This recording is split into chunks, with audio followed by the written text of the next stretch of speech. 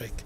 Uh, Good evening, Danvers. Good evening, everyone, and welcome to our September 2022 2023, right? I'm 1 year behind. That's what happens when you go for summer breaks. Welcome to our September 2023 HRC meeting. I'm D. Joko, chair of the committee. I will have Bill Graham start by reading the native land acknowledgement. In keeping with our values in equity and inclusion, and to support those who experience marginalization, this evening's meeting will begin with the Native American land acknowledgement. We acknowledge that this meeting is taking place in the ancestral homelands of the Nomkeg and Agawam peoples. Historical evidence shows that the Nomkeg and Agawam were peaceful in their relationship with European settlers. However, their population depleted rapidly due to the smallpox and other pandemic Old World diseases unknowingly introduced by earlier European colonizers to the East Coast. To honor the Nomkeg and Agawam communities, along with other indigenous peoples who inhabited these lands, now known as Danvers, Mass., and who may be lost to history, let us take a moment to recognize the past, present, and future of indigenous peoples and reflect on our roles within settler colonization. We acknowledge these ancestral grounds we have collectively gathered upon and support the resilience and strength that indigenous people have shown worldwide. Thank you very much, Bill.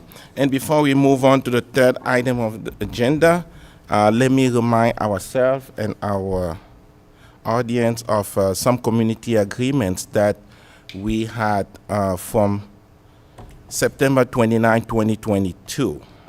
The HRC participated in a workshop entitled Words Matter. Introduction to social justice terminology. At the beginning of the session, the community participant drafted the following community agreement. Community agreements are the ways we will commit to the pursuit of a brave space anytime we come together. Should a committee member violate an agreement, this list can be referred to as a tool to call them in. Expect unfinished business. Engage your brain first. No judgment. One microphone. Expect surprises. Assume good intentions. Pass for now. All questions are always welcome. I'll now move on to the third item of the agenda, which is the introduction of our new school committee liaison. Eric had told us last time that Gabe didn't have enough to do and wanted to torture himself. I'm just kidding. So we are fortunate and really thrilled to have Gabe Lopes, who is a school committee member, join us as a new liaison for the HRC. So Gabe, more than welcome to go to the microphone and introduce yourself.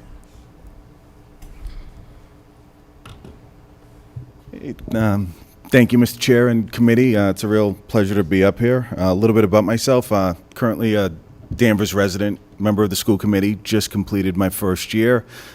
2 children in the elementary schools, 6-year-old boy, Jordan, Madison, 9-year-old, both obviously in the Danvers public schools.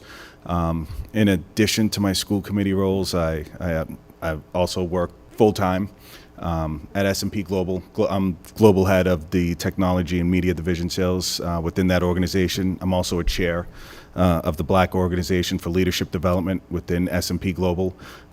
So from a corporate perspective, there's a very deep and consistent effort in regards to diversity, equity, and inclusion across our global organization of almost 20,000 people.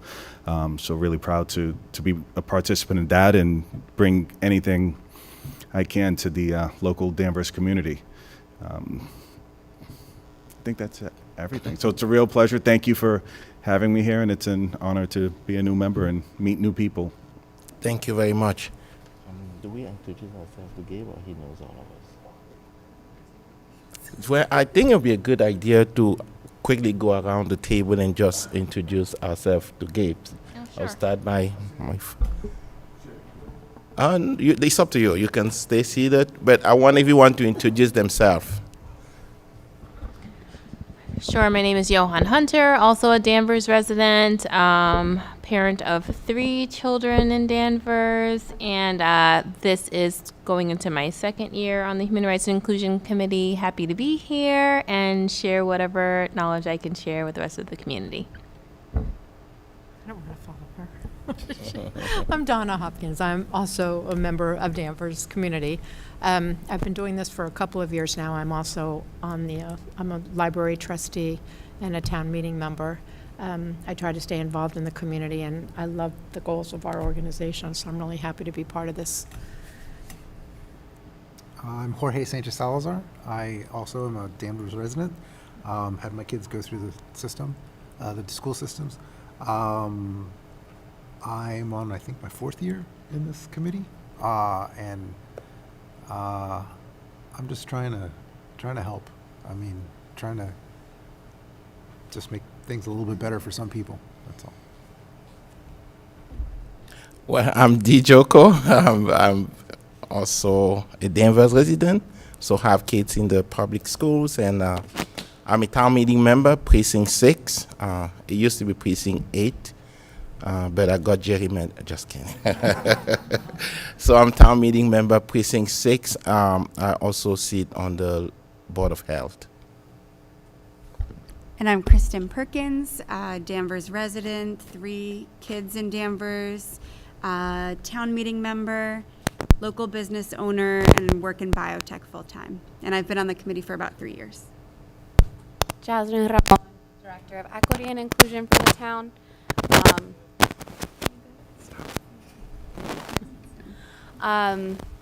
I think officially a year and a half in the role, and on this committee as well as the Danvers Accessibility Committee or Commission, I serve as the town liaison, staff liaison. Good evening, everyone. I'm Charles Desmond. I am a longtime Danvers resident. I have 3 adult children, all of whom have gone through the Danvers Public Schools. I'm glad that they're out and doing their own things at this time, so that's quite refreshing. I'm a member of the library trustees, and I am president of a philanthropic organization that works in Massachusetts. Dave McKenna, longtime Danvers resident, former selectman, finance committee member, and I can't even remember what all else. Still head troublemaker of the town, I guess. Been on this committee since it started about 25 years ago, and still around causing trouble. I'm Bill Graham. I moved here about 6 years ago from Nebraska, where I was bivocational Episcopal priest and teacher. Thank you. This is taking.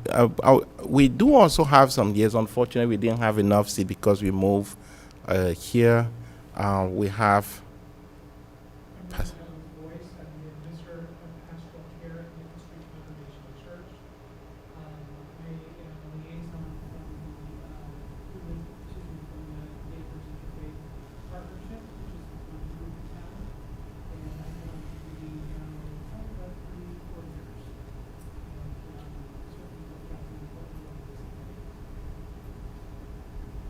And then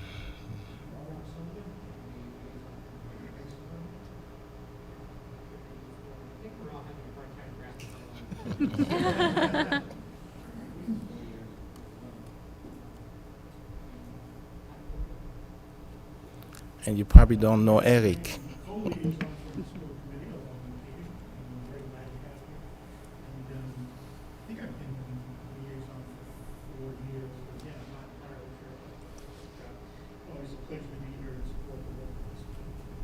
Thank you. Thank you very much and welcome, Gabe. I'll now move on to the 4th item of the agenda, which is citizen query. In case there's a resident who have a question, concerns. Here none. Perfect. So we are also fortunate today to have with us Lauren from the Hidmere Center. If you recall, we had our Race Amity Day event at the Library Pavilion. that she helped us put together. And she's here with some more great news for us. Another program called Living Room Conversation Series. I'm not going to get in the way of it, Lauren. If you want to just go to the microphone and kind of introduce what that is. Sure, yeah. I'm Executive Director of the Heathmere Center for Cultural Engagement, and we do dialogue and educational programming to help people talk across difference so that others can listen and listen to deepen connections. And I've been partnering with the Human Rights Committee and with Jasmine on a couple events over the past year. And we've actually, I'm from Beverly, and since November 2020, we have been running in collaboration with the Beverly Public Library, the Living Room Conversations series. And Living Room Conversations are really a way of bringing people together to dialogue that focuses on mutual understanding and connection rather than persuasion, argumentation, debate, etc. So it's a great way to bring up some difficult topics or topics of local interest to really help people understand others' perspectives and listen across the divide. And so we've been doing that in Beverly, and excited to say that we got a grant from Mass Humanities to bring Living Room Conversations to Danvers for 3 months. And so been talking with Jasmine because, as you probably know, she organized these really powerful discussions on race this summer after our Race Amity Festival in June. It's a follow-up to that. So now we want to sort of continue that work, really specifically focused more on white folks, helping people white folks understand what being white means historically and contemporarily, and what it means to be a white person and to work for racial justice. So have offered a proposal, put forward, and pass that onto the committee I think we're planning to start in October, so it would be 3 evenings at the library, open to everybody.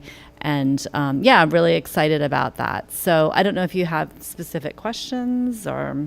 Thank you very much, Lauren. I would just, anything you want to add before? Sure. So I think I really want to elevate Lauren's work with our community since I got here. I feel like you undersold yourself. Lauren has really been integral in increasing my own bandwidth and supporting our community with these difficult conversations. Heathmere has been an amazing partner, especially when it comes to finding grants to put on events and things like that.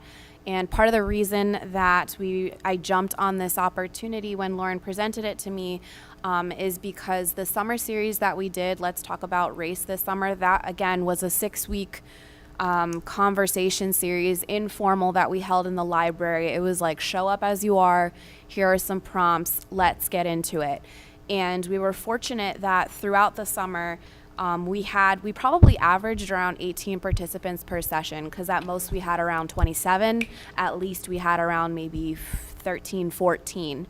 And seeing how that was successful, and even Lauren was able to attend that. Her amazing intern came and sat in, a young Black woman who really put herself in a vulnerable space, it being a predominantly white space, predominantly, I would say, senior space, and really helped to have what I thought was a successful series that demonstrated appetite for this conversation. And so this opportunity that Lauren is presenting us with right now is to continue that momentum. And for anyone who wasn't able to make it, and thank you to the members of the committee who were able to attend, there are recaps. If you go to Danvers Cable Access Television, we did quick 5-minute recaps every week to touch on the highlights of the week. In our final session, we came together to reflect on the entire series, and that was a longer segment. So again, I'm just giving that context for why the timing for this opportunity is so great. Living Room Conversations, really, I believe I attended one in Beverly. It's slightly more facilitated, slightly more pushing the bar, and I really think that it's a logical next step for what we've been doing. And so that I also would just want to throw my support blessing, whatever you want to call it, behind this opportunity. We should seize it. Thank you very much. Does any committee member have any questions or comments? You know, okay. What's the date that we're looking at? Do we have a proposed? We're thinking October. Do we need to come up with like?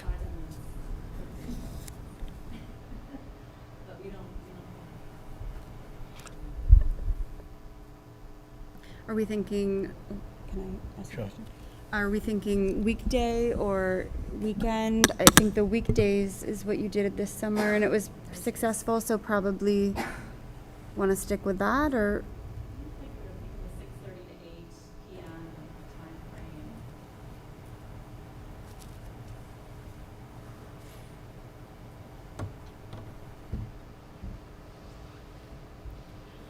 So I think I kind of feel a consensus around this table that this is something we should pursue. Should we come up with some dates after this meeting? And then we'll work with you, Lauren, to see what kind of work schedule-wise. And then, and we intend to do one every month. Is that correct? Okay. Perfect.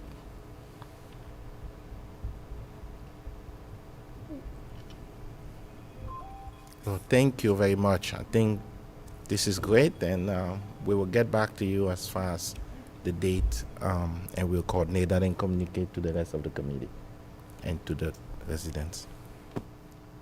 And now move on to the next item of the agenda. I have a question. Yes.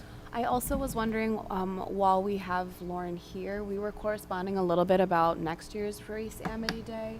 Would it be okay to go out of agenda order, or I was going to do it in my report out, but because she's here? Sure, Is that sure. possible? That's fine. So, as we mentioned, we were fortunate to have Heathmere kind of dubbed Danvers, if you will, the new hub for Race Amity Day, which was an opportunity to have this amazing multicultural festival. And even though it was in June, between a lot of other things going on, we did have good attendance. We saw an incredible youth representation. And Lauren recently emailed me talking about a potential date for next year. And so I guess the questions I have for the committee would be, well, I have three. The first is, how do we feel about bringing this festival back? The second would be in terms of the name, because there was a lot of educating around Race Amity and what that is. Lauren proposed Race Amity and Multicultural Festival, and then the tentative date that she threw out was Saturday, July 13th. So July, not June, any other month but June. So those were some of the offline conversations that we had, and I wanted to put feelers out while Lauren is here, just to see what we think.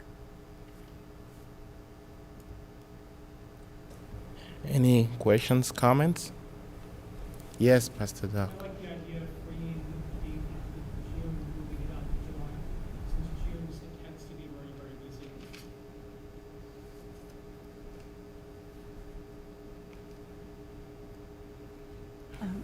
Yes. I agree. I think July would be great, and the event was very well attended. It was fun. I would support it for next year and beyond, whether that's in Danvers or, I don't know if the intent is for it to be in Danvers forever, but I think we should support it no matter where it is. It was a great event. Perfect. I totally agree. I second that. So moving it to July would definitely be a good idea. And yes, we should host it in Danvers. It's not going anywhere. And as far as the name, I don't think that's something that we have to decide right now. I think. Sure. There's a protocol. I wanted to get a date on the calendar because the Danvers Cultural Council very generously gave us money last year, and their application date, I think, is coming up like October 15th or 17th. So I wanted to make sure and have a date. The rest of the details, I'll probably follow something like we did last year, have professional performers and involve a lot of youth as well. We can talk about more details, but because June was so busy, and then also there's the Negro Election Day, which is July 20th in Salem, which is a really important celebration too. I didn't want to conflict with that. Don't want July 4th. Sort of want to avoid August. So this seemed like the best date. But yeah, so just wanted to share that. So July 13 it is. Perfect. Thank you very much. Anything else, Jasmine? Perfect. I'll now... Lauren, you're free to stay, but if you have to excuse yourself, we understand. Okay. Thank you very much. And liaison updates. Pastor Voigt. Pastor Voigt, any chance you could speak to the mic, please? Thank you.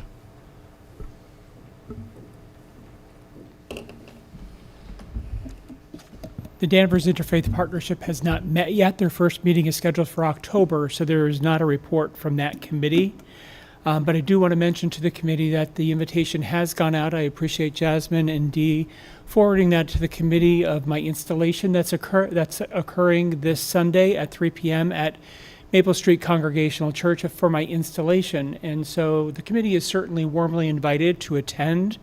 It's a community event that brings the community in to the church to celebrate the installation and the covenant of ministry that the church has with the community. And so everyone is invited to attend if you would like to attend. You're certainly welcome to come and join in that celebration. But I certainly do understand that there's so much that goes on in our lives, especially in this fall season as things are getting started and revved up, moving into the school year, but I certainly wanted to allow for that invitation to be expressed. Thank you. Thank you very much.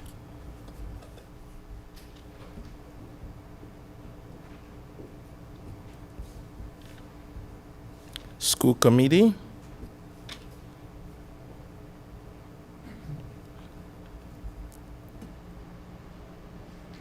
Thank you, and good evening, everybody. I just have just a couple of brief things to mention. We're very early in the school year, but we were presented with the school improvement plans, which happens in the fall and really tries to set a path for what the whole year will look like, and they try and tie to our strategic plan.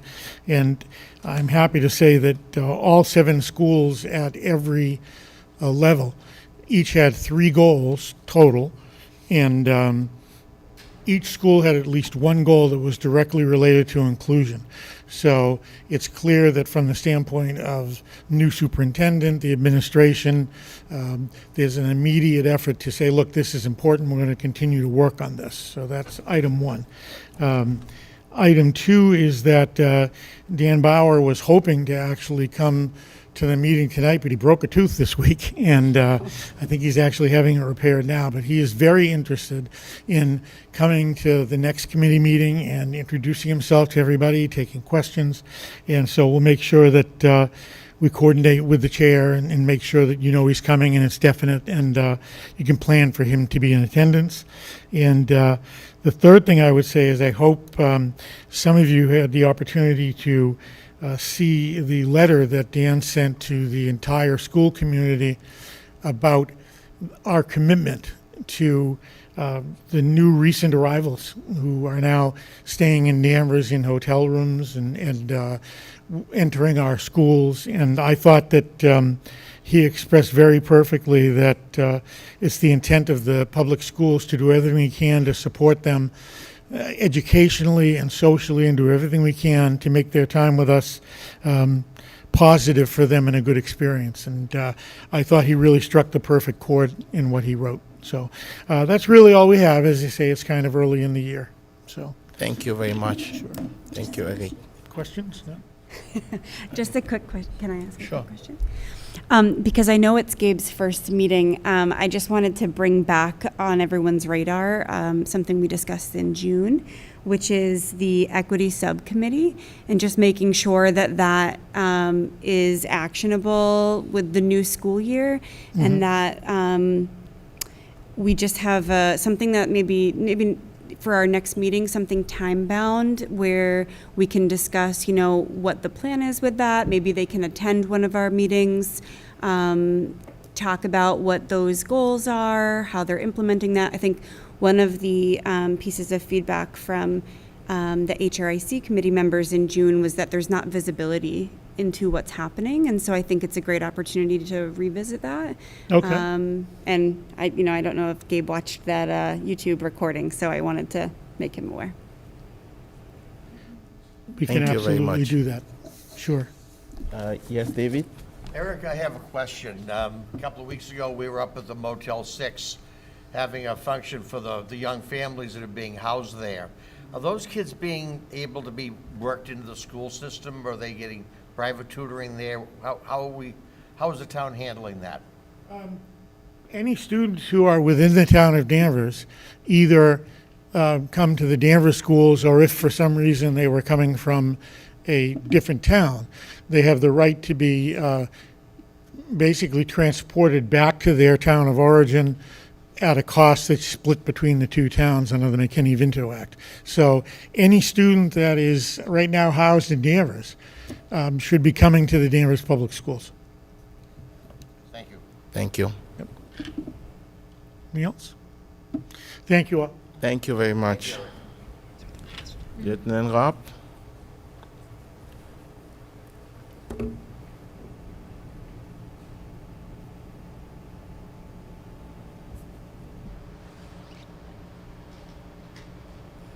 Good evening, everyone. It's been a little while. Yes. I actually wanted to talk about real quickly our last meetings in June. It worked out well, timing coming back today. One of the things that the board had for the police department was, what is it that we do with the meetings? How is the message getting back to Danvers? What am I bringing to you? And as it turned, I talked to, in general, how we do that, but then we kind of had a great experience with using it, and I wanted to share that with you. So we had the Juneteenth celebration in Danvers, and I don't think we've had a committee meeting since. So I was at the event at Town Hall, and if you remember, there was a gentleman, I believe he was a DCF caseworker or social worker, and he shared with the audience his experience about being pulled over in a different community. It had something to do with pedestrians and crosswalks and all that. And he explained how he was treated by the officer, how that officer's speech and behavior came across to him. And he really left with the feeling that the only reason he didn't get in trouble, the only reason he didn't get a ticket was because he was able to explain he was a DCF caseworker and on the way to court to argue some case for a child or family in need. So as it happens, that event was right before my shift. I think it was like an hour or two before I went on shift. So I went back that evening, and for our roll call, we start every shift with a roll call, and we talk about what the officers have assigned for the day, or any new or interesting information. And I shared that gentleman's story with my shift, and I know many of you have met the officers, the men and women that work on my shift. It happens that very often we're working during the event, so they'll stop by, probably to keep an eye on me. They want to know where I'm at all times, but they've stopped by and met a number of you all at the events. But we talked about how there's always, almost always, an opportunity to conduct traffic enforcement in a way that's respectable and it accomplishes a goal.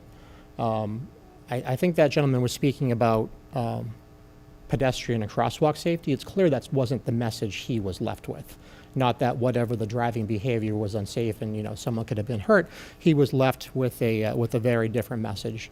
So we used that opportunity to talk about how even during which most people anyone who's pulled over. You know, it's not a great feeling. It's not always a comfortable situation.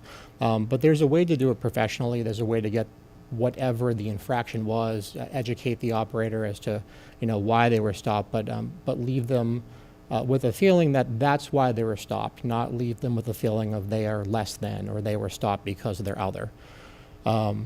And to make it personal to the officers that I worked with, I asked them if that was your mom or dad, if that was your brother or sister, how would you expect that officer to interact with them? And that's how we should be interacting with members of the public every day, even if it's in an uncomfortable situation. So I just thought that was it's weird how it worked out. We had the conversation just a few weeks prior about how the message is getting across, and that was just one of the timing that I was able to come back and tell you guys about it. In the past couple of weeks, I also wanted to bring to your attention that there's been a few incidents of vandalism. On the 11th, there is a business on intersection of Maple and Route 1 that had some destruction of their property, graffiti, vandalism. Some of the messaging had anti-pride messaging. And then that was on the 11th. On the 19th, the Pride crosswalk in the square, which since we've had it painted, it's been marked up a number of times.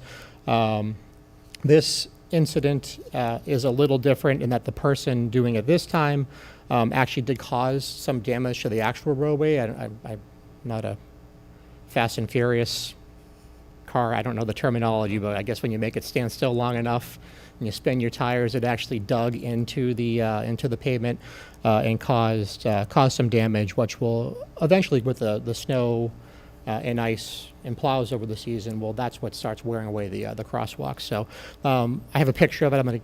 I apologize, I only printed one. But I'll share with you all. See the most recent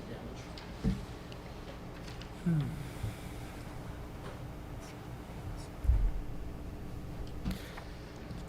At this time, there's no information. There are no active leads in either of those events. There are no video, and no one's come forward to tell us that they know who may have been involved. In the news recently, there was a gentleman who was arrested, I believe, by the Salem police a few days ago. I believe he was responsible for 3 different acts of vandalism. It happened to be a crosswalk as well. It was also, I believe, a flag and some property at a church that was vandalized. We do not think he's responsible for our crosswalk because his mode of transportation was a bicycle, so it wouldn't be the tire marks that we found. But our officers did canvass the neighborhoods and talk to business owners and anyone they could find in the area to see what information or what video may exist. So that's the downside of my message for the week for the pride flags. On the upside, though, timing, I guess, is everything. I also wanted to share that recently Chief Lovell and Captain Sanborn attended a conference, I believe it was a accreditation conference, where they had an opportunity to meet a gentleman from the trans community.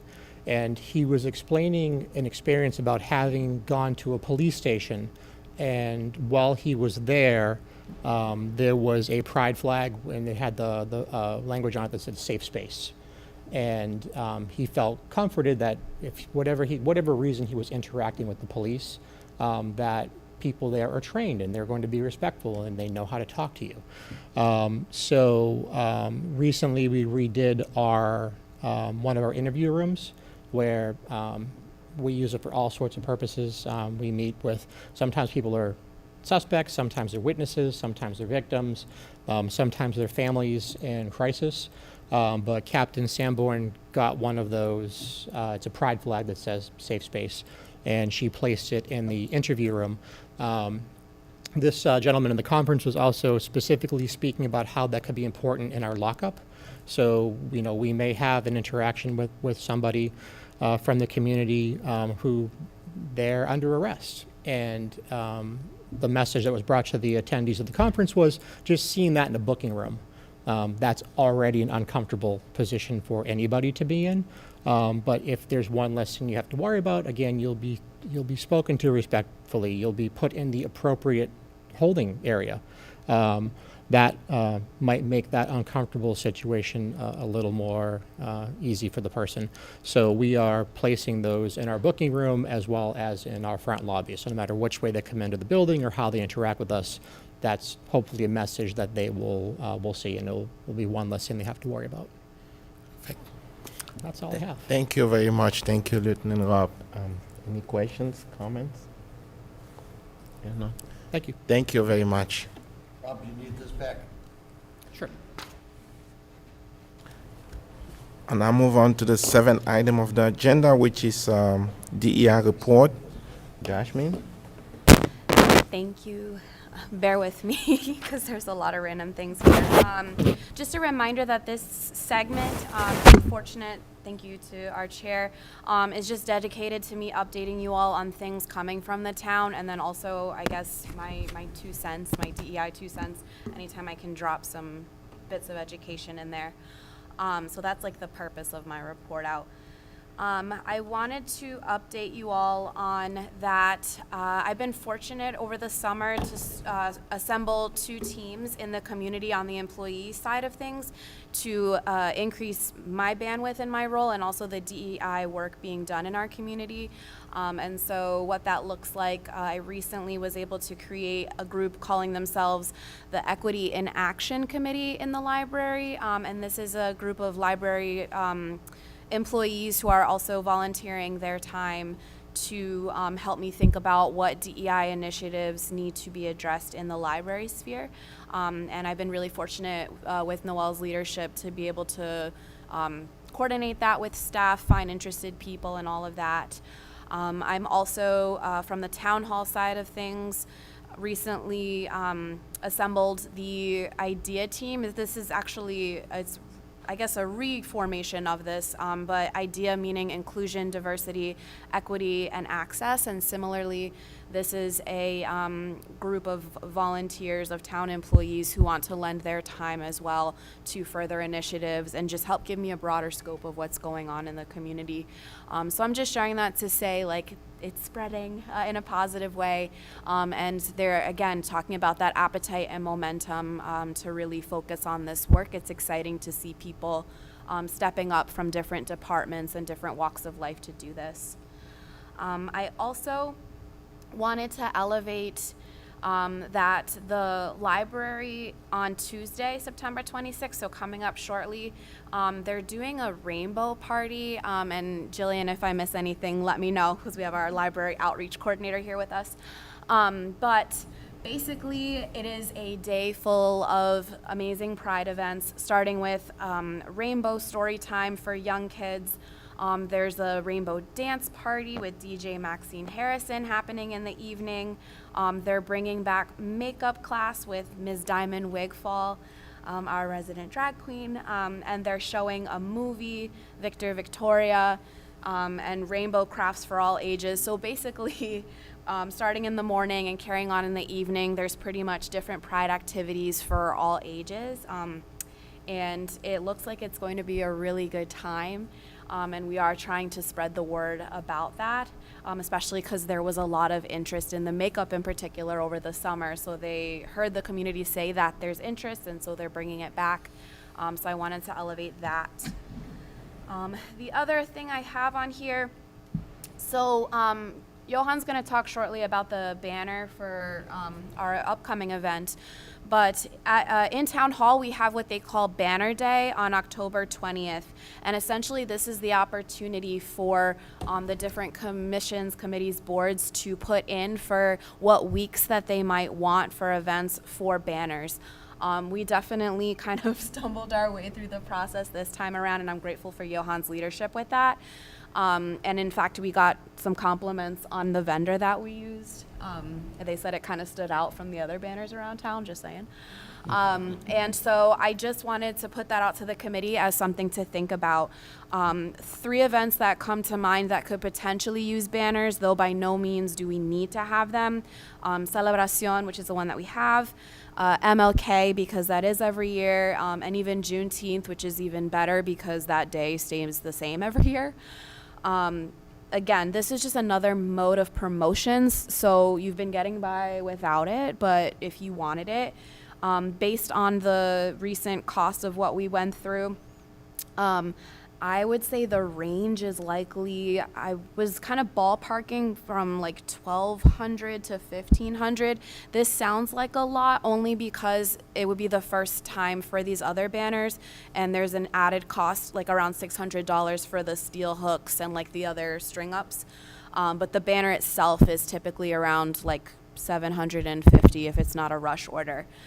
So in an effort to make it like the most cost effective, and again, to give you something to think about, I just wanted to put that forward to the committee to get ahead of it for next year, as well as to claim those weeks in advance. Are there any like questions about that or? Yeah, so banner day is October 20th. Yes, that's just the internal date for when we need to get the information for the next fiscal year to the town clerk. That would be me to do that. Okay, so the people who give their information on October 20th have priority Right. over that week for next year. Right, it's literally first come, first serve. Okay. So like 8:01, I could send that email if I have all the information I need. I think we should at least, I know we always do one for MLK, so we should at least do that. And now that we have Celebration, so those are at least the two that I think we can put in for next year by October 20th. As far as Juneteenth and Pride, I mean, we can talk about it, but at least those 2 weeks can go in. Any other questions about that? Has anyone seen, well, I'll let Johan ask if anyone's seen the banner. I haven't, it's beautiful. Let's see, what else? Banner Day, good. Oh, okay, the other thing I just wanted to take a moment also to acknowledge the work over the summer of some of our committee members. I know we like to say that we take July and August off, but there were definitely members on the committee who, you know, were in my inbox at least once a week, and so I want to give roses where, like, you know, give people their flowers while you can, and just to remember how much work goes into the committee outside of this hour or two that we spend together monthly. I also was just thinking about it being Hispanic Heritage Month, Latinx Heritage Month, and it's a good time, I think, for all of us to really reflect on how we plan to ground ourselves in this work.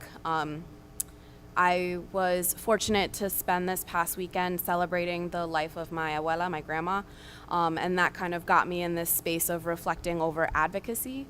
And what I was reminded of from her stories, her fight was for bilingual education, ensuring Latinx kids in my hometown were set up for success in school, and that their parents could be involved in their education and not be inhibited by any language barriers.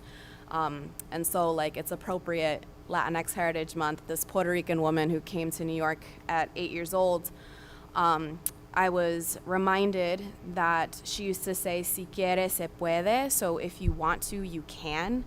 And again, right, it's not enough for us to just show up, but we have to show up with purpose. And I really would love for us to continue to think about our why and to know our whys, because I was reminded that her whys were very clear. It was about her immigration, it was about her faith, and it was about her family. I see myself as her legacy. And I know we kind of talked in our trainings last fall, kind of thinking about our whys. And I encourage us again to come back to that. Think about what drew you to this committee and why you keep coming back, because we're making a lot of progress, but there's still a lot of work to be done. And I'd like us to continue to distribute that work amongst this huge committee as equitably as we can. So that's my like mini spiel, being in my feelings, as the kids say. But yeah, enough from me. Thank you very much, Jasmine. I'll move on to the 8th item of the agenda, which is going to start talking about the Latinx Heritage Month, and I'll start by Johan.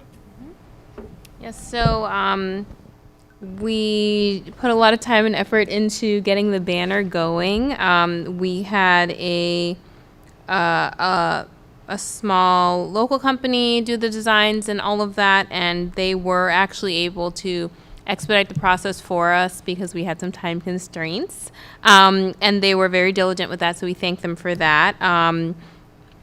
They do not live in Danvers, but I have frequently run into them at the coffee shop and by the sandwich shop. So they patronize Danvers. So we thank them for the expediting the entire process. Right now, the banner is over High Street. We had applied for either Maple or High Street, but as Jasmine mentioned, there is a process that we're now aware of where you can apply ahead of time. And so we took what was available to us. And we did appear in front of the select board last week or the week prior in order to get approval for the banner. The company that we worked with is able to give us the vinyl coverings so that we can revise the banner for reuse. So we will be able to put another vinyl cover over the date if the date's different next year or something to that, or instead of second, third. So we could utilize it again if we so choose. And the process, I think, honestly, considering everything, was okay. We did have some hiccups, but we were able to kind of overcome them. So, yeah.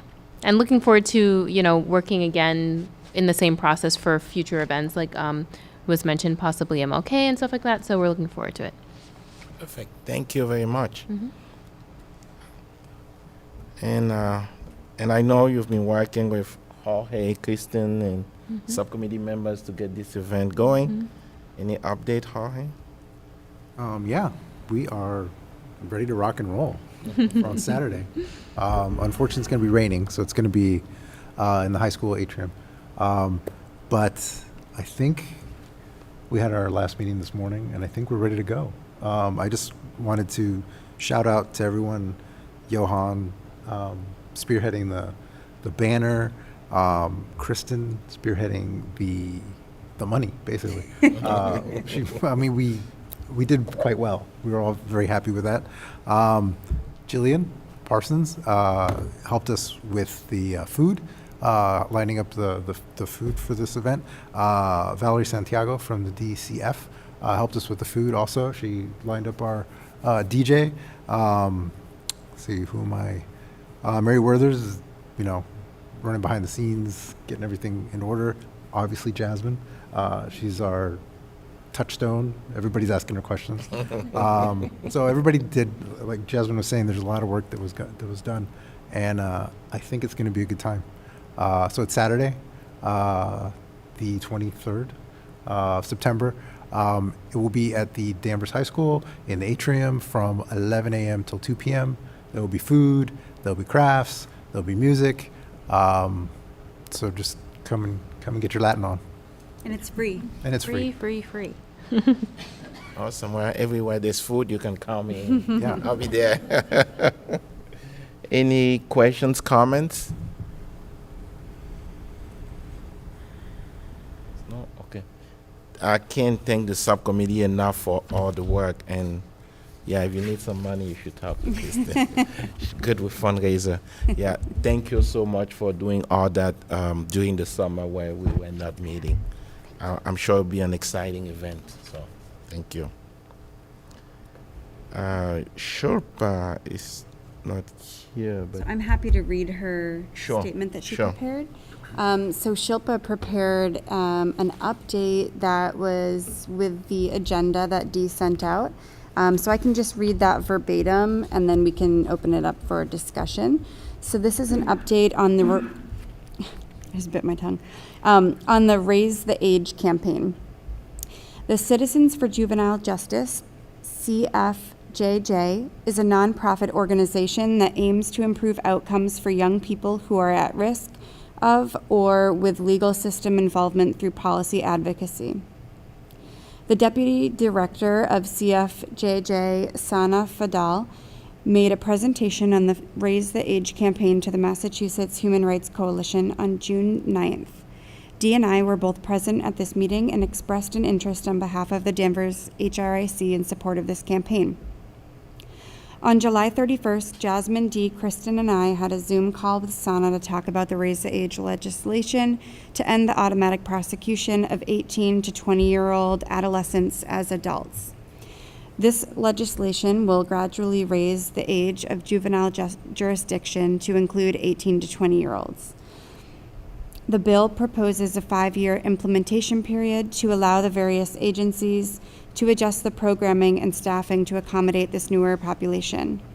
Raising the age to 21 refers to the age at which an individual is subject to the adult criminal justice system. At the meeting in July, we discussed with SANA various action steps that the HRIC can take to show support for this legislation. Number 1, the legislation is now looking for endorsements from various local entities in Massachusetts, like human rights and inclusion committees and police departments. To that effect, Kristen has scheduled a meeting with our Danvers Police Chief, James Lovell, and Lieutenant Rob Sullivan, our committee's police liaison, on September 27th with SANA. Number 2, we would also like to schedule a Zoom meeting with SANA and the HRIC so that other members can ask questions and get a better understanding of this legislation and the draft of the statement of support. Number 3, finally, at our October meeting, we would like to discuss the draft as a committee and take a vote to endorse it.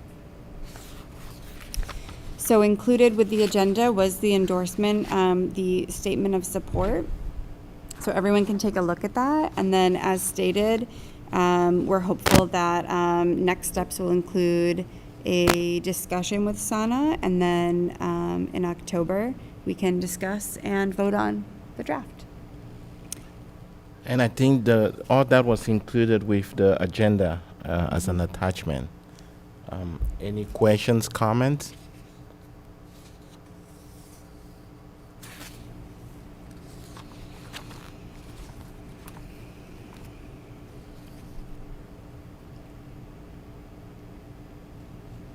No questions? Okay. So we can have that for our agenda meeting. Please review the draft that was sent out so that we can have a discussion on and vote on that proposal.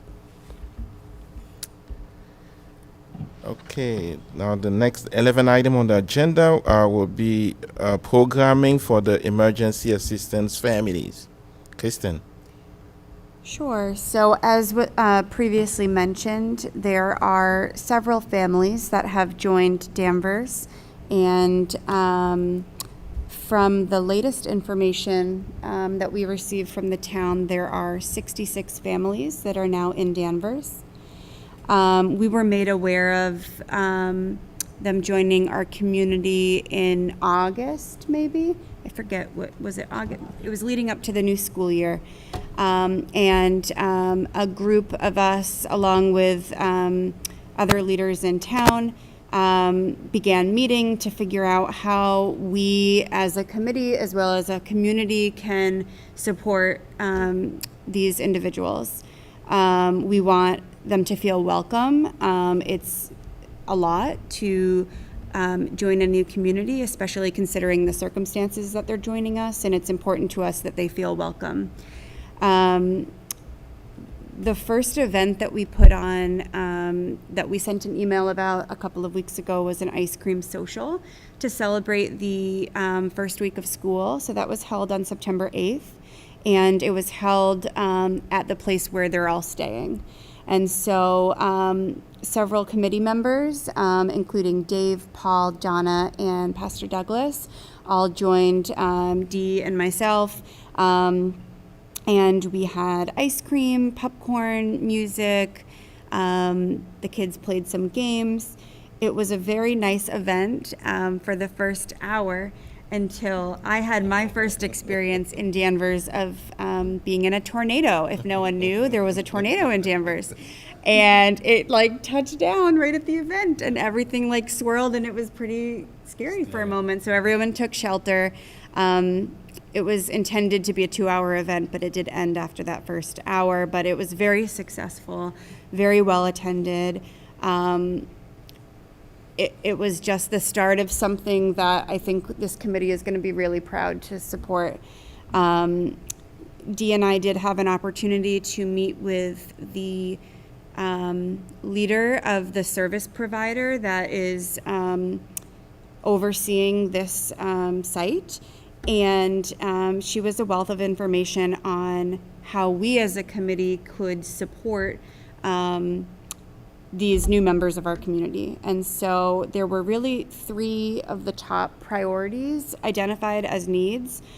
One of them was programming for ages 1 to 5. So the children who are not in school do not currently have a place to go for education, for childcare. There's no learning happening, and we know how important those preschool ages are. And so that just programming in general for this age is not only important now, but as a mother myself, I'm thinking about, when family members are going to be able to start working, they won't be able to work because no one's there to care for their child. The child doesn't have a school to go to. It's going to become a cycle that I can see the families are going to have a hard time getting out of. So programming for this age group is incredibly important. Immigration support. So at least from our conversation, there was very little that had been done for these families to support them with any immigration services. It is not my place to speak to what they may have gone through to get to Danvers, but it sounds like many of them came from outside of the U.S. or they came to the U.S. through other places. And so immigration support is critical so that they can settle, they can start to raise their families here. And again, so much of that comes with being able to work, which is very important to all of us, just like anyone else. So I think there's a lot of talk about the challenges with getting people to work. If anyone listened to NPR this week, Maura Healey was interviewed, and she is very passionate, calling for federal support to expedite people to be able to work. Because otherwise, all these employers are begging for people to work and saying no one can work. And then we have people that can work and we're saying, well, they can't work because we have all this red tape. So I'll get off my soapbox, but there's a need here, and that is one of the priorities. And then the third is ESL support. So 30% of the people currently speak English. So that tells you, living in Danvers is a very English-heavy community. It will likely be challenging for these families as they're trying to navigate our community, find jobs, have their children in schools. If they don't speak English and they don't have access to interpreters, it's not going to be an equitable experience for them. So those were the 3 biggest needs. We can stew on those. There's 2 other things that came up in that conversation we had. A number of residents have donated clothing and baby goods, so things like they're looking for strollers and car seats and stuff like that. So they have a handful of things that people have donated, but they don't have enough resources to actually sort the donations. So when we came, there's a room full of donations.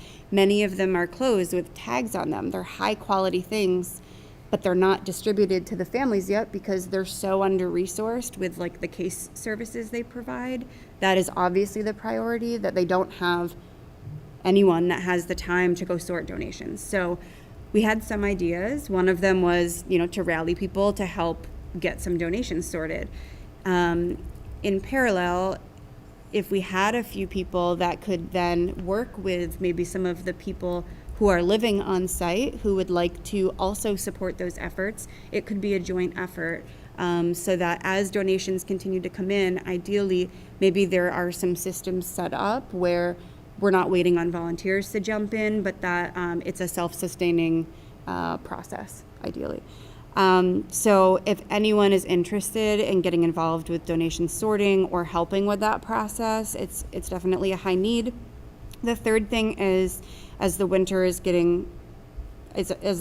approaching, many of these families come from warmer weather. This will be their first New England winter. They do not have winter jackets. They don't have boots. They don't have gloves, hats. They're not prepared. We need to support them to get prepared. So if you have winter jackets, you have children with winter jackets or things you're not wearing anymore that are high quality, please consider donating those as well. I'm not sure if there'll be a formal drive, but you know, the town is collecting, again, high quality. The director that we spoke with, she did say that there have been donations given in the past that were trash bags full of moldy clothes. So don't create more problems for people that don't have time to sift through it. Like, think about, would you want to wear it? If not, don't give it to someone else. So that's the first thing. Second thing, we're talking about our next event. And we want to host yep. Before you move on Yep, to the second sorry. thing, that was a lot. I know, sorry. So I just want to see if anyone has any questions, comments, before you move on to the next event. I think that was a great summary of what transpired. And quick shout out to Pastor Douglas, Pastor Pam, and the Maple Street Church for partnering with us on this event. Pro bono lawyers, if you know any, please send them to Center Board. They need them. She was telling us that it's as simple as someone having a court date in New York, they're holding the letter, but they don't know. They can't, sometimes because they can't read or because they are not sure what to do. And once they miss that court date, they up to deportation. And it's not because they didn't want to, it's just because they did not know. So they really are in need of pro bono lawyers. Donations, they're still taking them, clothing, but gift card is more encouraged because it's easy. They can use it to get whatever they need. And special shout out to our schools. I mean, the director of Center Board was especially thankful to Mary Wormer and the school system for everything that they've done since the families got here. So we should really be proud of ourselves with the work that we've done to really bring these families. Eric was speaking earlier about the superintendent letter.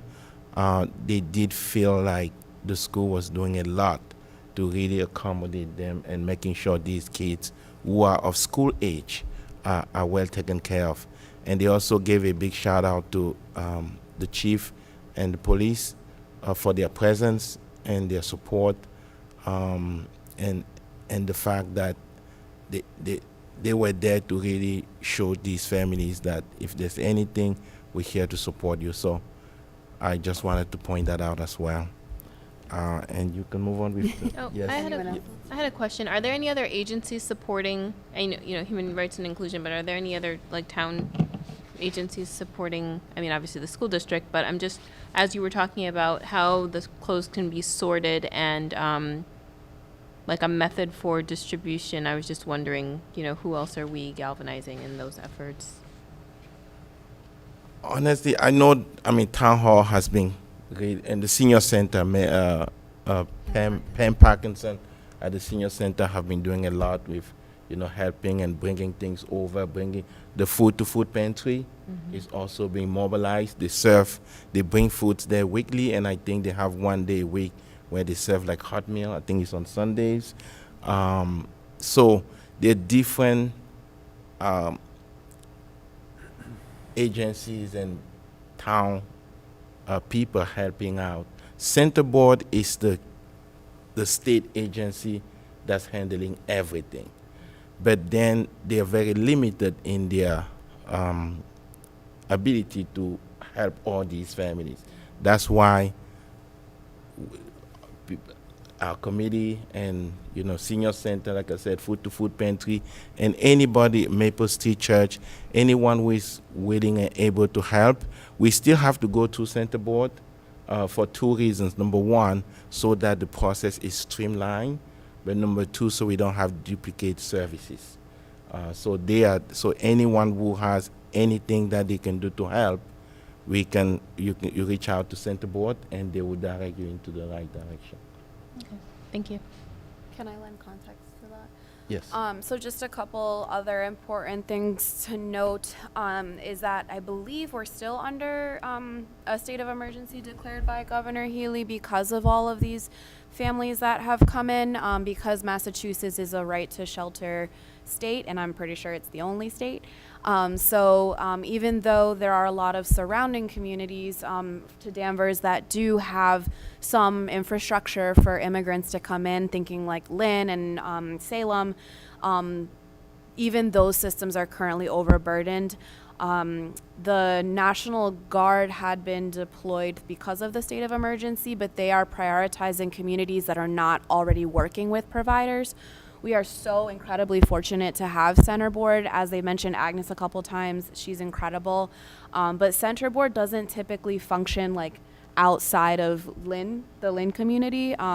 They have their own housing and their own system, so they're really going above and beyond and are being stretched beyond their capacities, and they are doing a lot. So I wanted to provide that context as well. There are multiple, to Johan's question, conversations happening at all kinds of levels. There are, I believe there are ongoing weekly conversations between the state and town leadership. I am on a weekly call with Center Board and other kind of providers more in like the healthcare fields and things like that, which is how we learned about where the gaps are in terms of legal aid. This group that was formed like with myself and Dutrichet and Maple Street Church and Pam Parkinson's from the Senior Center was trying to, now that a lot of the immediate needs of these families has been met, there's now that social community aspect, and that's where we can really lend our expertise as a committee, and especially you all as residents that arguably have less red tape to handle. When it comes to donations, the library and so Noelle Bach at the library and Jen Breaker from Town Hall have kind of been the main two people managing donations and things like that. So that's where you can direct questions to. I also wanted to give context because Kristen mentioned 66 families, and I want to really humanize that for you all. Like right now we're talking about 102 adults, 111 children. In those breakdowns, they're predominantly of the kids, they're predominantly younger kids. So infants ages 1 to 5 is probably the largest gap. At the elementary level, the majority of them are more K through the second grade, and then they are still spread throughout. And then some middle school, some high school, and even 2 young adults. So it is pretty widespread, but there's a heavy need for that age group Kristen was talking about. I also want to acknowledge that 39 of the families speak Haitian Creole, 7 speak Spanish, and there are 20 English-speaking families. Throughout this process, based on what I've seen in conversations we've had, I think a common theme for me is remembering to give people dignity. There's a lot of, it took a lot of agency to get here. With red tape, a lot of agency is taken away. So just being mindful of that in conversations that we might be participating in or language that we're seeing. And some of these families that are there are also American citizens. So I don't want to, play into some negative tropes that can come up. People have kind of thrown around like, what do we call them? Refugees and this and that. I personally call them new families. But it's also, you can call them the emergency assistance program families and things of that nature. So just again, being mindful of dignity as we support these families and try to integrate them into our community. We're very fortunate. I'll speak to my own bias. You're very fortunate to get an influx of Haitian culture into this community. So I hope we welcome that with open arms. Thank you. Thank you. Yes. I didn't know anything about this. There's no paper anymore in Danvers. I am going to a church right now. So how are you getting community support, and how would I need, people like me, how are we knowing that this is the situation here? So I think right now this committee is a good tool for that. The town is being very mindful of what information to give out where, because we don't know how the entire community is going to react. We are still thinking about what we're able to share based on what the state is telling us and based on the rules. And our priority is supporting the families directly, and that's been where the focus has been. So I would lean heavily into that. Some people have reached out to Jen Breaker as well, just to be like, hey, like, put me in, coach, kind of thing. So it is helpful. You know, maybe this is something that the HRIC can do, like collecting names or something like that. That was one of the things that I think was one of the pillars was communication, but if you're doing it from a bottom-up infrastructure thing, then I can see that. But even like the social media page, that's Do you mind if I say something? Sure, go ahead. I think it's really important to protect the people who have joined us, and I think if you visit our social media page for the town, I don't think that's a safe space to share that. I don't know that we could speak to non-town pages, but perhaps, yeah. Yeah, it's not a secret. I think from a town perspective, I don't know that the intention is to broadcast that we have families or where they're staying or anything like that. I think it's, I think they're trying to find that balance, but I'm not speaking for the town. I just my perspective. Yeah, and this being a public meeting, like you said, it's going to be in the minutes. We have these new families in town that are in need of some of these things.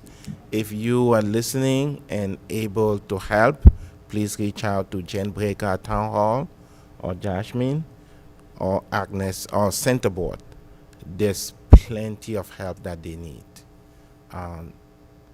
We just don't want people to take it upon themselves and decide what are the needs. Mm-hmm. So if we reach out to these leaders, they will tell you what the needs of these families are, and there's a lot. Exactly. Any other questions, comments? Perfect. Thank you. Kirsten, you can continue with the next Just one one. more thing. So as I mentioned, we had an event September 8th. We're planning our next event with the families on October 14th, which is a Saturday. We will host a welcome dinner here at the Senior Center from 2 to 5 p.m. And Texas Roadhouse was very generous to donate catering for the event, so we're looking forward to that. And community members, especially this committee, is welcome to attend, and so more information will be coming on that shortly. And it will be I see it as like a celebration, a welcome with community members, community leaders, and new families who are joining our community. It's What 2 to time? 5 p.m. But we haven't told them how to do that yet. Yeah, but it'll be. Okay, there will be an RSVP that will be sent out, so make sure if you do plan to attend that you respond accordingly so that the catering is accurate, that there's enough seating planned, and so look for that to come. Any questions? And kudos and shout out to, again, Maple Street Church, Pastor Pam, and Gayla Barlett for reaching out to Texas Roadhouse, who generously agreed to cater the event. So I think it'll be good for our community and for these families.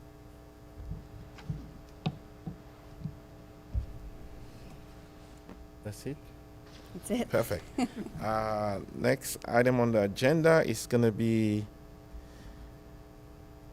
Danvers Community Spirit Planning Update, or Town Spirit, or City Spirit. I don't know what we call it. But Jasmine. Sure. Where do I start? So a community spirit, I love acronyms, but community spirit stands for Site Problem Identification and Resolution of Issues Together, meaning it is an opportunity to identify areas of strength and growth for our community. And community spirits give residents and employees of the community an opportunity to basically sit together for a day of facilitated conversation in different stakeholder groups and then mixed up in those groups to think about not only what our challenges are, but also how we can begin to identify solutions and create a team that's going to hold us accountable for those solutions. So that's just like an overview of what a spirit is. Here in Danvers, we're working, the Human Rights and Inclusion Committee, in partnership with the schools, NAACP, and an outside consultant are helping to bring this spirit to the community. And our date for that currently is Saturday, October 21st, from 8 to 3 in the Danvers High School. And again, this really, we started planning this recognizing it started from a place of we hadn't really had a community conversation following the hockey scandal, really, to see where we were at as a community and where we were going. But where we have landed with the planning and the purpose of it right now is to really have a space to think through a lot of the challenges that are kind of still persisting in the schools, and to come together to figure out what we can do and think about that. So we are currently in the process of getting together our list of stakeholders, again, because it's centered in and around the schools. We're hoping for it to be kind of heavily school administrators, different types of groups from the schools, whether it's like band, orchestra, student athletes, different teachers, different levels of administration, PACs, school committee, and then hoping to include some other groups. So human rights and inclusion members could be a stakeholder group, getting town leadership involved and so on. So we're still identifying who to bring into that space, but we wanted to put that on your radar that it is coming and that it is a really unique opportunity to engage with your neighbors, colleagues, friends you haven't met yet, all of that to really, again, kind of going along with the conversations for a strategic plan and going along with themes of out of Race Amity Day to really get to the crux of things here, and have that conversation in a brave space. Thank you.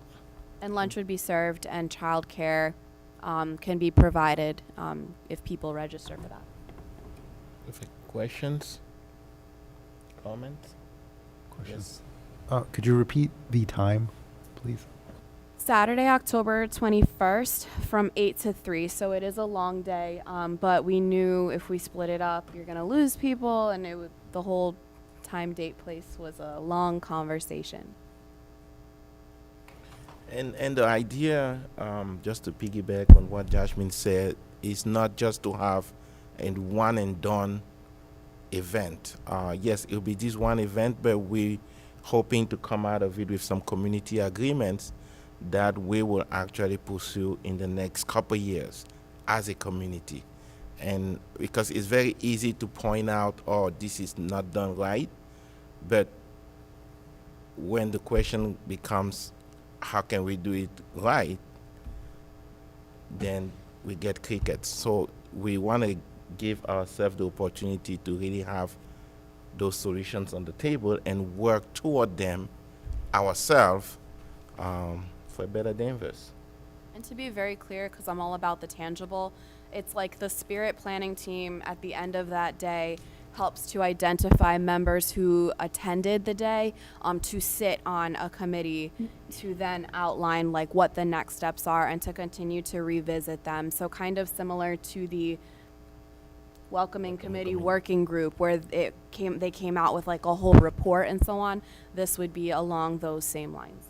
So it's not like everyone walks away at the end of the day and there's no container. Perfect. Thank you very much. Josh, Kristen. Sick of my voice. So I think at the end of the spring, I had volunteered myself to be our treasurer. So here we are. I'm the treasurer. I got voted in. And I wanted to provide an update because this summer we did meet with Paul as well as Steve to get a feel for, how we want this to look going forward.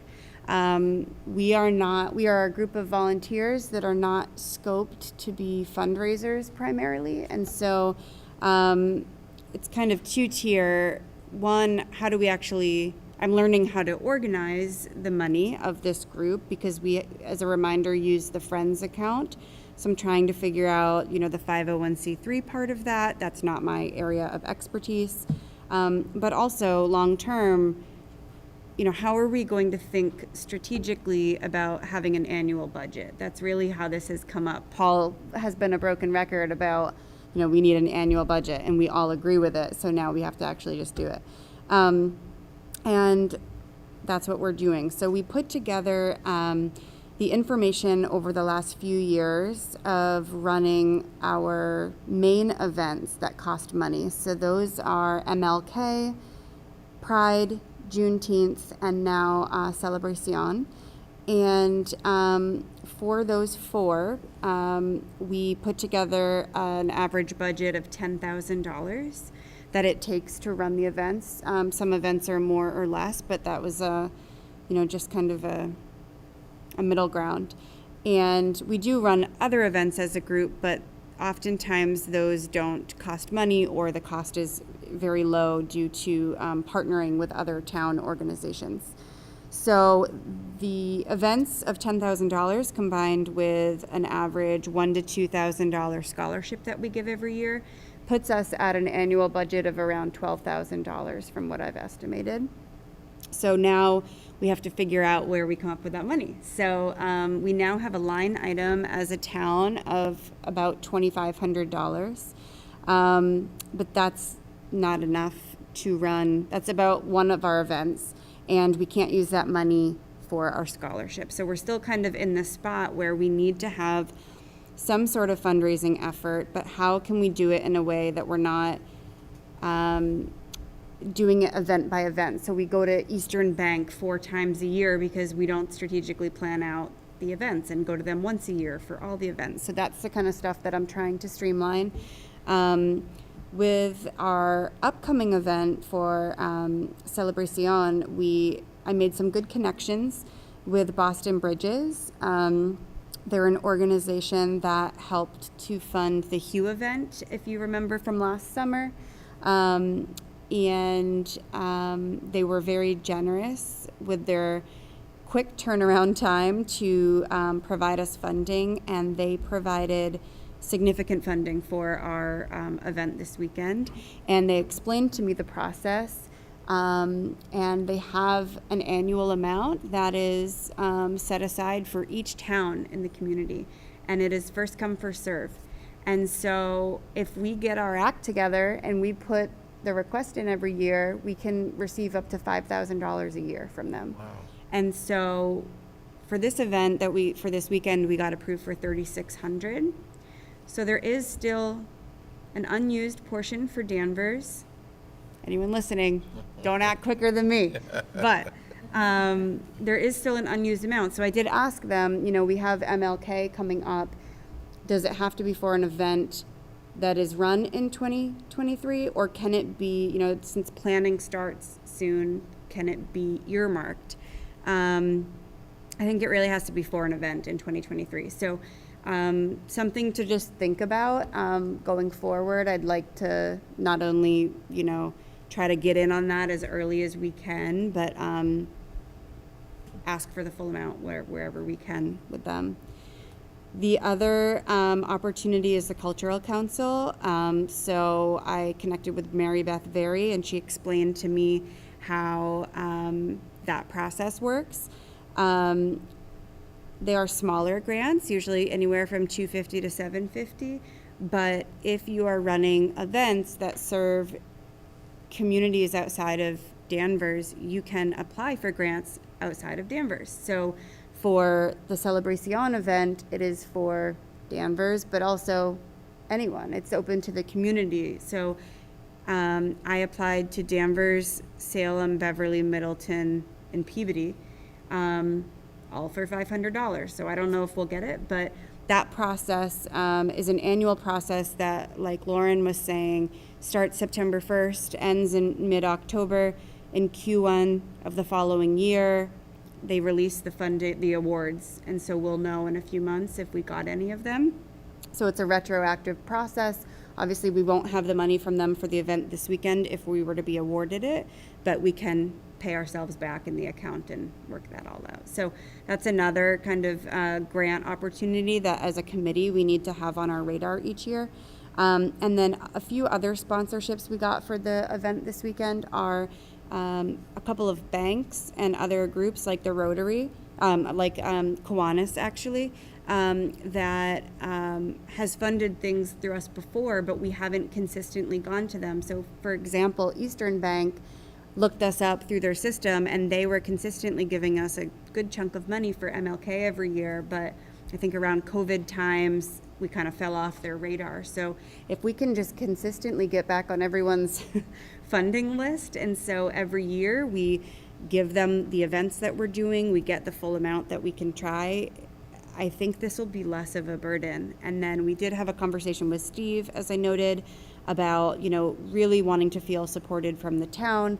I think a lot is expected of this committee to run high quality events, but you need money to be able to do that. So I think he was very receptive, and I think as a group we have a plan on how to make this sustainable for this committee going forward. So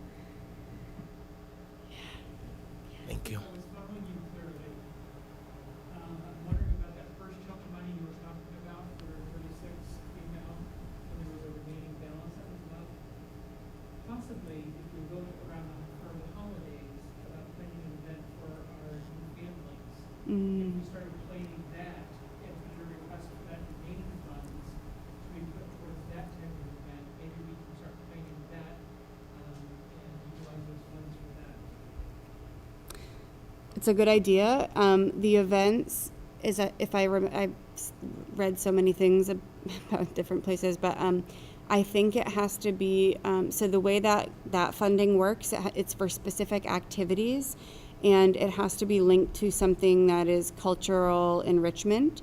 So for example, what I requested funding on was the food vendors, that they're local Latinx business owners, and the music, so the DJ and the dance lessons, and so that could be linked back to that. So I think that's a great idea and an opportunity to think about how we could further support merging our cultures together and use that to qualify. So thank you for that suggestion.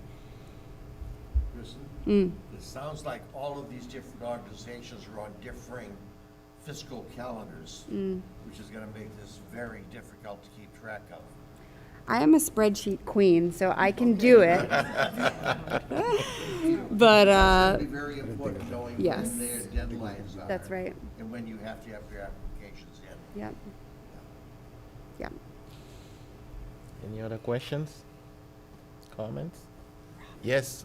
Let's know. I think we talked about it a few times, right? So community,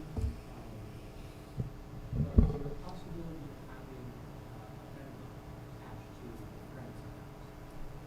We put on so many events, and there's probably hundreds of people throughout the year who go on events. Yeah. And we have one or two posters at each event explaining who the friends are. Most people don't know that, they see the Friends Inclusion Committee, they'll see the town of Danvers, but they don't know that a lot of the funding comes from the Friends. There could be a flyer that explains who the Friends are, and Yeah. funding this event, or a QR code.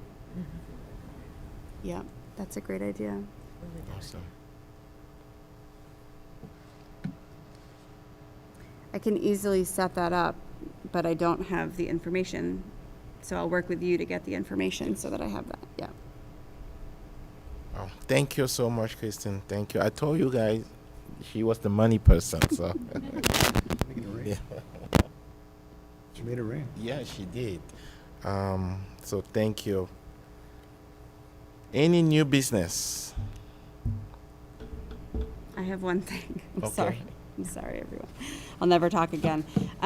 So I am representing this committee with the Smith School Advisory Council. And so I just wanted to provide an update. I attended the first event in August, and it is a group of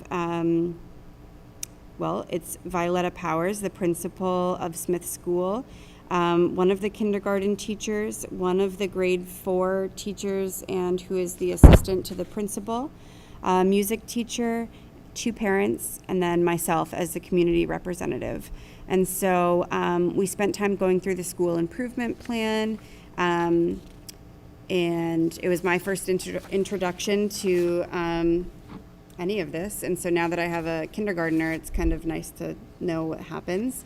I explained about our events and how, I can certainly be a point person for them if they have questions or need support from our group, that they can come to us. But it was a nice introduction, but pretty uneventful. Perfect. Thank you very much. Any other new business or questions? Here none. Okay, I'll need a motion to adjourn. So moved. Second. Second. Okay. Moved by Donna, second by Johan. All those in favor say aye.